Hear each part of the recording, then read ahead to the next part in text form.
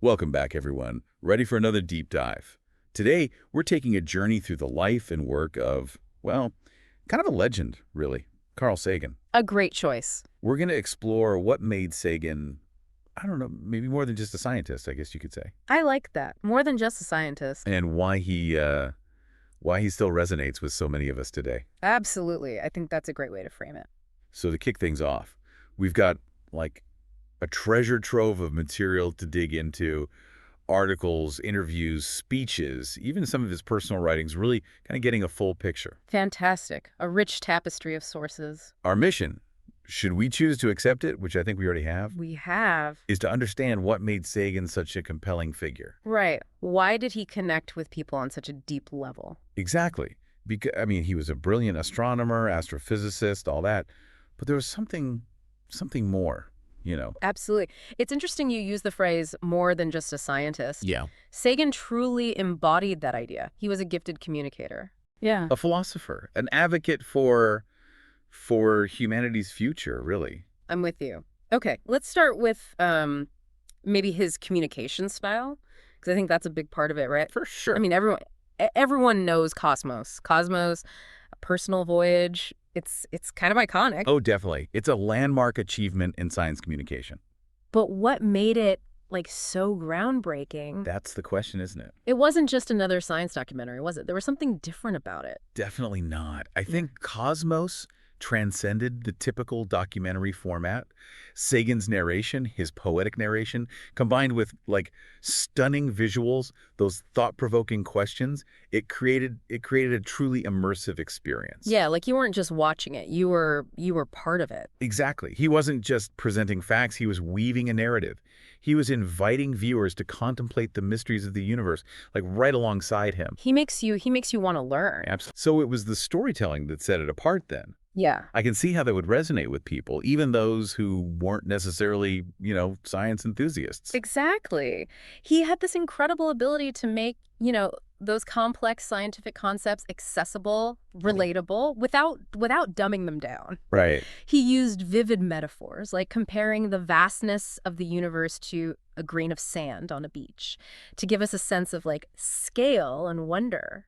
And that reminds me of the anecdote where he compares the pursuit of knowledge to a child wandering into a vast library. Oh, yes. It's beautiful, isn't it? It's such a beautiful image, of curiosity and exploration. It really captures the essence of scientific inquiry, and it's even more endearing when you consider that Sagan, he admitted he wasn't much of a library goer as a kid. Oh, really? Too busy gazing at the stars, captivated by the cosmos already. I love that. And it actually makes me think of the pale blue dot image, because it kind of captures, I don't know, a similar sense of awe and fragility, maybe. I agree. It's a powerful image. What is it about that image that resonates so deeply with people, even decades later?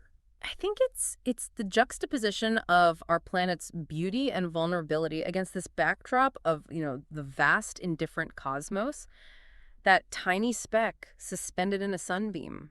It just puts things into perspective. It makes our worries seem small. It does, doesn't it? Our differences, almost insignificant. It's a powerful reminder of our shared home and the need to protect it. Absolutely. But, I remember reading that, even getting that image, it was kind of a fight. Oh, absolutely. Sagan had to push back against bureaucratic resistance within NASA. Many considered it a waste of resources to turn Voyager 1's camera back towards Earth for, a seemingly insignificant snapshot. It's funny how those things go, right? Yeah. What seems insignificant to some people. Right, and then it becomes iconic. Exactly. Yeah. But Sagan understood its importance, its symbolic importance. He even joked, like, what's a few extra dollars to capture humanity's selfie? He did. Which is, brilliant. It is a brilliant way to frame it. He had a knack for using humor to cut through red tape, to highlight the significance of, like, seemingly small actions. And thankfully he prevailed, because that selfie has become, well, an icon, hasn't it? It has. It's a symbol of our place in the universe, reminding us that we're all connected. It's a reminder of our shared origins, our shared destiny. We're all in this together. I like that. We're Yeah. all in this together.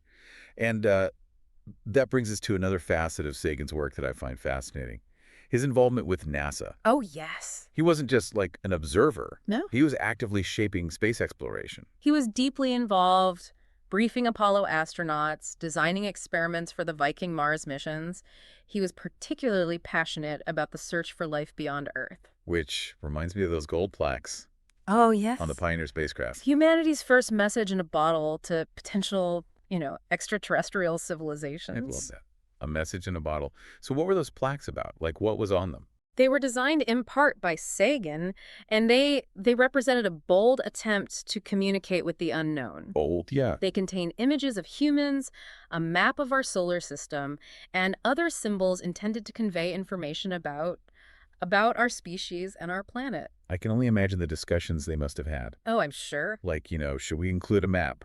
What if aliens find us? Like, what if they're not friendly? Sagan, ever the optimist, probably responded with something like, if they can find us, they deserve a hello. That's great.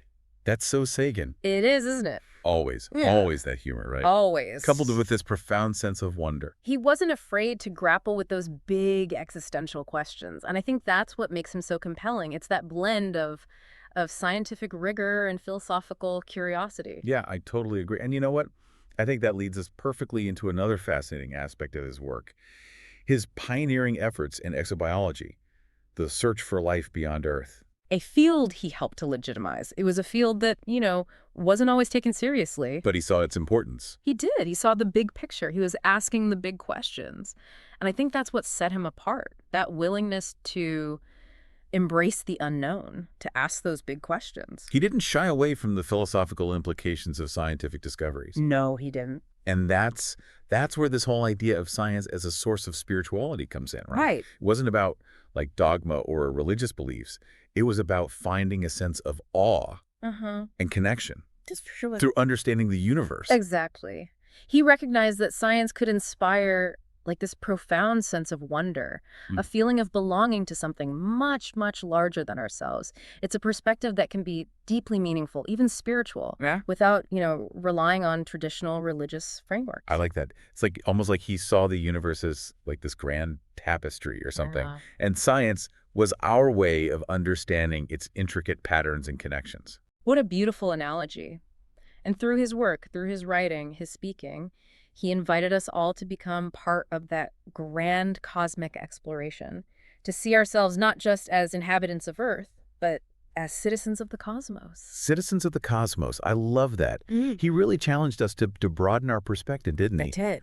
To look beyond our immediate surroundings and contemplate our place in, well, everything, the vast expanse of space and time. And he did it in a way that was both intellectually stimulating and emotionally resonant.